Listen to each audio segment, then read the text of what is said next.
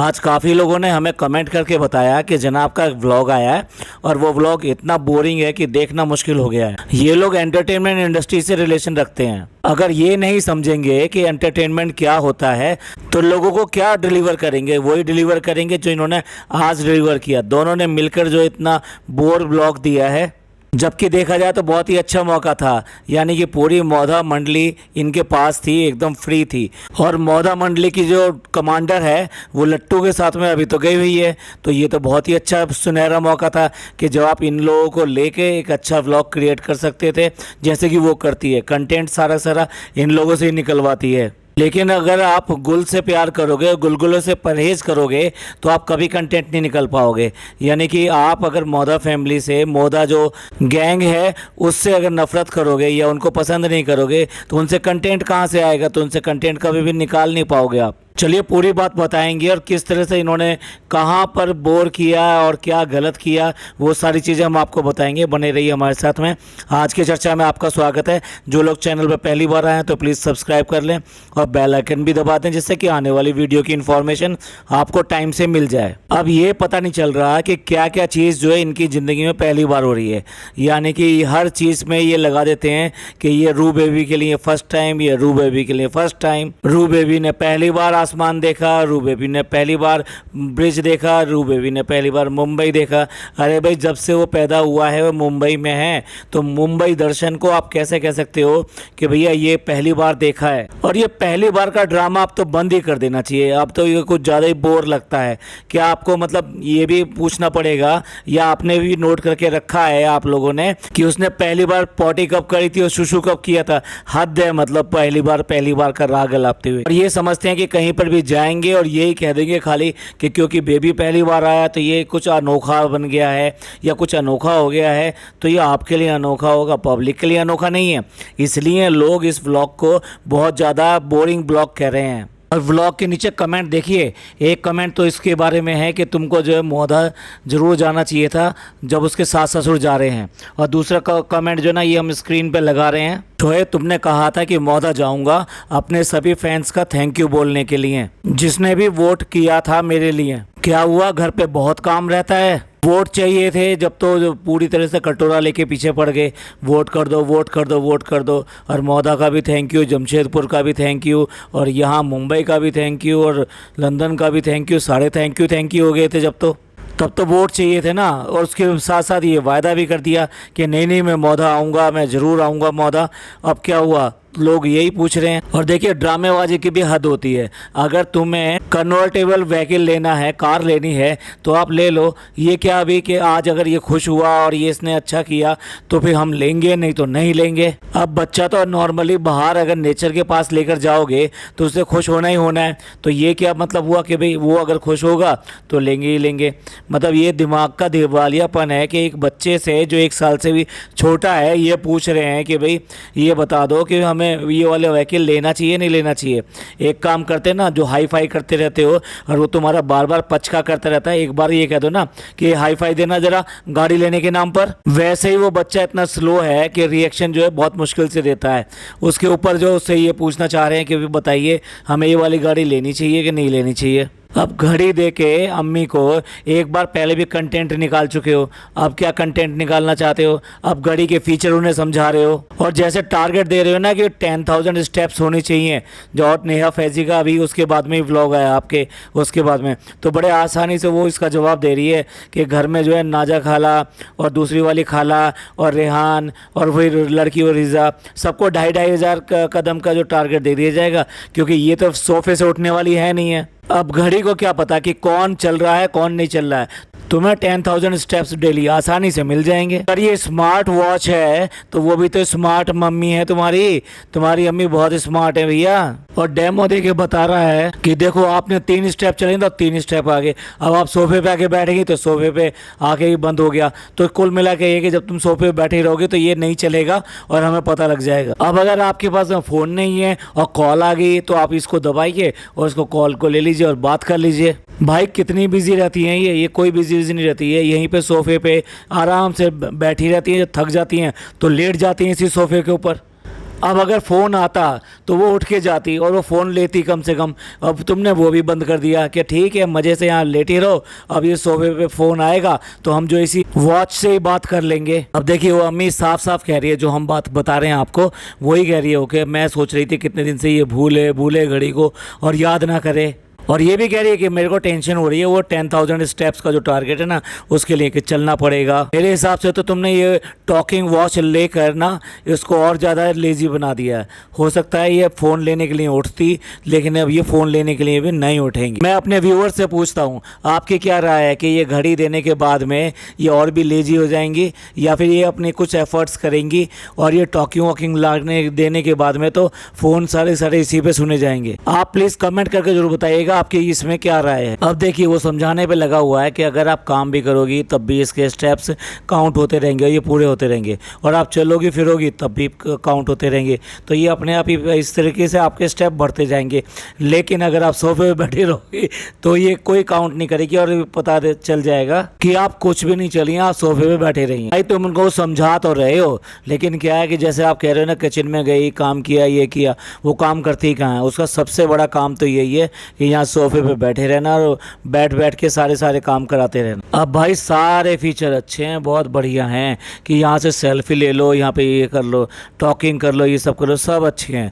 बस step by step मत चलो। तो ये घड़ी सबसे बढ़िया है, सुपर हिट है अम्मी के लिए। अब अगर राजा बेटा है तो क्यों बेकार इन घड़ियों इन सब के लिए दिक्कत कर रहा है। सुबह शाम जो है घर पे ही तो रहते हो, सुबह और शाम को आओ और आके करो आओ मम्मी चलो बाहर वॉक करने चलते हैं, और अपने साथ में लेके जाओ, मॉर्निंग में लेके जाओ और शाम को लेके जाओ। अभी कुछ काम धंधा तो है नहीं, और काम धंधा भी होगा तो मॉर्निंग और इवनिंग तो कम से कम घर पे आदमी रहता ही है, और नहीं है तो तुम्हारी मैडम है तो वो मैडम लेके जा सकती हैं, जो इनके इतने बड़े बड़े पिलर दिखा रही थी कि ये मेरे 5 पिलर हैं, और इन 5 पिलरों की जो 5 पिलर की अम्मा है उसको कम से कम वो लेके जा सकती है ना। पर क्या है, अगर दिल से मानते हो तो तुम सब कुछ करते हो, जब दिल से तुम मानते नहीं हो, सिर्फ दिखावा दिखावा करते हो, तो इसलिए ये यहीं बैठी रहती है और कोई भी इसको लेके बाहर नहीं जाता। अच्छा, इनको क्या होता है कि जब व्लॉग बना रहे होते हैं ना तभी इन्हें डाइटिंग और ये अपनी हेल्थ ये सब चीज़ें याद आती है। भैया ये लोगों को बताने की चीज़ नहीं है, आप पहले करके दिखाओ। बहुत लोग पक चुके हैं तुम्हारी इस डाइटिंग के शगुफे से, और सब कुछ करते रहती हो, तुम्हारा ना वजन कम होता है ना तुम्हारी शेप बेटर होती है पहले से। झलक दिखलाजा में गए थे तब भी थुल थे, अब भी थुल हो। तो ये जो जिम करते हो, जिम का बहाना करते हो, ये सब करते हो, सब बेकार की बात है। तो इसलिए डाइटिंग वाइटिंग का पता नहीं क्यों आके बोल देते हैं कि लोग पता नहीं क्या समझेंगे, और वाह यार डाइटिंग कर रहा है, पता नहीं क्या कर रहा है। आप लोगों का क्या व्यू है कि इस तरह से ये फालतू की बातें हर बार के व्लॉग में डाइटिंग के आके करने लगते हैं, ये इन्हें करनी चाहिए नहीं करनी चाहिए। देखो भाई, लोग हैं मोटिवेट होने के लिए, वो मोटिवेट हो जाएंगे, लेकिन अगर तुम कुछ कहोगे और उसके रिजल्ट दिखाओगे तो उनको मोटिवेटिंग लगेगा। क्या है, बिना सक्सेस के तो कोई भी स्टोरी नहीं बनती। तो सक्सेस पहले आती है और उसके बाद में उसकी पुरानी स्टोरी के बारे में बात की जाती है, मैंने ये किया था, मैंने वो किया था, और तब लोग सब सुनते भी हैं, उसे मानते भी हैं और समझते भी हैं कि हाँ ये मोटिवेटिंग स्टोरी है। इसलिए फ्रेंड्स आप बताइएगा, अपना ओपन जजमेंट दीजिएगा कि इस तरीके से ये बार बार व्लॉग में करते रहते हैं, डाइटिंग और इस सब की बात करते रहते हैं, इसे करनी चाहिए कि नहीं करनी चाहिए। और मैडम जब गाड़ी में पहले बैठी हुई हैं तो उनके चेहरे पे कोई लिपस्टिक नहीं है, कपड़े वही हैं, सब कुछ वही हैं, लेकिन उसके बाद में जब वो एक जगह जाते हैं और उसके बाद में कहाँ गए हैं, क्या किया है, कुछ पता नहीं, और फिर दोबारा से गाड़ी में बैठे हुए दिखाई दे जाते हैं, तो तब मैडम के बड़े गहरी एकदम डार्क रेड का हॉट रेड कलर की लिपस्टिक आ जाती है। लोग वैसे ही मैडम को बहुत ज़्यादा कहते रहते हैं कि क्या आउट ऑफ फैशन चलती है और ये फिल्म स्टार रही है या ये कुछ रही है, तो उसको उसी तरीके से अपना करना चाहिए। एक बात और नोट कीजिए कि जब भी ये ड्राइव पे जाते हैं या बाहर जाते हैं, कहीं पे भी जाते हैं, तो बच्चा नंगा दिखा देते हैं। बच्चा नंगा क्यों दिखा देते हैं? क्योंकि इनको सहूर नहीं है, इनको तरीका नहीं है इस बात का कि बच्चे को रखा कैसे जाता है। एक तो मैडम जो है ना कुछ ज़रूरत से ज़्यादा उसकी जो फीडिंग करती हैं, यानी उसे खिला खिला के गोलू मोलू कर दिया है। अक्सर ऐसे बच्चों का ना पेट निकल आता है और उनकी डाइट भी थोड़ा ओवर होने लगती है, फिर वो जो है ना अपनी भूख के हिसाब से और ज़्यादा मांगते हैं जब, और इस तरीके से एक बैड साइकिल में वो आ जाते हैं बच्चे। अदरवाइज़ आप ही सोचिए छोटे बच्चे कैसे इतने ज़्यादा मोटे हो जाते हैं, या फिर उनको इतना ज़्यादा उनका पेट निकल आता है। वो इसीलिए पेट निकालते हैं क्योंकि बहुत ज़्यादा फीडिंग अगर जब कराई जाती है ज़रूरत से ज़्यादा, तो इसी तरीके से होता है। तो एक तो ये बहुत ज़्यादा फीडिंग कराते हैं, उसका नतीजा ये है कि और ना उसको कभी भी डायपर को चेक करेंगे ना कुछ करेंगे, सीधा इतना बुरा हाल होता है कि उसको बच्चे के पूरे कपड़े निकालने पड़ते हैं, उसको पूरा वॉश करना पड़ता है। और ये ड्रामा इनका लगातार चल रहा है, कई व्लॉगों से चल। हमें कोई दिक्कत नहीं है, करें बिल्कुल खूब करें, अपने साथ में जो भी कुछ गंदगी फैलानी है वो करें, लेकिन कम से कम ज्ञान देने ना आए करें। अगर ज्ञान देंगे तो हम बात करेंगे इसके ऊपर भी। और ऐसे कंडीशन से बात कर रहे हैं कि अगर तेरे को आज बग्गी राइड पसंद आई तो हम जो है ओपन या फिर एक कन्वर्टेबल कार लेंगे। जनाब आपको याद नहीं है जब आप दुबई गए थे ना, तो इस बच्चे को तो वो प्लेन भी बहुत अच्छी तरह पसंद आया था, क्योंकि वहाँ पे रोया नहीं था, ये आराम से सोया था। वो प्लेन कब आ रहा है वो भी बता देना आप। और ये तो मैंने देखा था बुर्ज खलीफा में भी खेल रहा था, और वहाँ जितने वॉक करे थे वहाँ पे भी खेल रहा था। और आप क्या क्या लेने वाले हैं वो बता दीजिएगा हमें। और बच्चे को लेके पूरा राइड दिखा रहे हैं कि वो मैरिन ड्राइव का चक्कर लगा रहे हैं। अच्छा है भैया, मैरिन ड्राइव का ही चक्कर लगाया था। घर से चल के मीरा रोड से यहाँ तक आने का अगर आपने ड्राइव दिखा दी होती कि बेबी पहली बार आया और पूरी राइड दिखा देते, तो हो सकता है आपके 3-4 व्लॉग बन जाते। यही तो वजह है कि जो लोग बाग आपको बोर बोर बोर बताते हैं। अब ये किसको इंटरेस्ट है इस बात के ऊपर कि आप यहाँ पर पहली बार कब आए थे, दूसरी बार कब आए थे और चौथी बार कब आए थे। आप वहाँ एंजॉय करने गए हो, एंजॉय करो, लोगों को अच्छा कुछ दिखाओ। अब कितने चीट डे आपने मनाने हैं, कितने चीट डे नहीं मनाने, they all depend upon you. Basically क्या रिजल्ट मैटर करते हैं, वो रिजल्ट कहाँ पे हैं वो नज़र नहीं आते हैं बिल्कुल भी। इसलिए लोग तो इसी बात से मोटिवेट होंगे कि भाई जब आपके रिजल्ट आएंगे। देखिए कभी कभी क्या होता है कि हम लोग जो ना अगर ऐसा कुछ कर रहे होते हैं तो अपना वेट देखते हैं 2 या 3 किलो कम हो गया पिछले 10 दिन में या 15 दिन में, हम बड़े खुश हो जाते हैं कि भाई क्या है।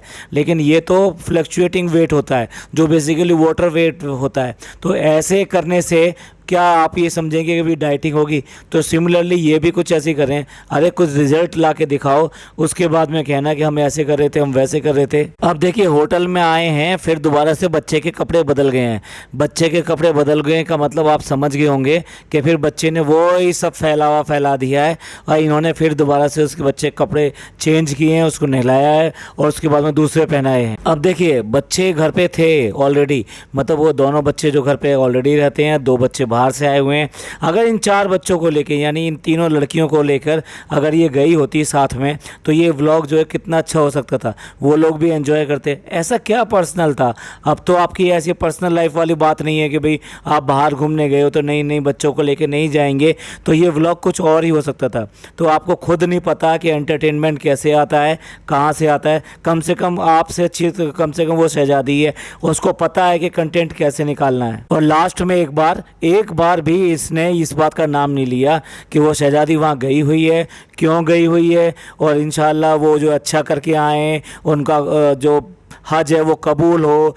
कोई भी बात उनसे रिलेटेड एक बार भी नहीं करी है, जबकि आस पड़ोस वाले दूर दूर के लोग उनसे मिलने आ रहे हैं और उनसे दुआओं की दरख्वास्त कर रहे हैं, और ये यहाँ बैठे हुए जो ना बग्गी में घूम रहे हैं। शर्म नहीं आती। वैसे जो बाप का फर्ज भी निभा रहे हैं, वैसे जो बाप है उनको भी पता नहीं है, इनको भी पता नहीं है, किसी को कुछ पता नहीं है। एकदम सही टाइटल रखा है, जैसे फादर वैसा बेटा। सही बात है, जैसे फादर ने अपने घर वालों को सबको छोड़ दिया, ऐसे इसने भी बहन को नहीं छोड़ दिया, बल्कि बहन के ससुराल वाले इन सबको छोड़। चलिए एंड करते हैं इस पॉडकास्ट का। ये पॉडकास्ट अच्छा लगा हो तो प्लीज़ लाइक कीजिए, सब्सक्राइब कीजिए और शेयर कीजिए। थैंक यू, धन्यवाद, शुक्रिया।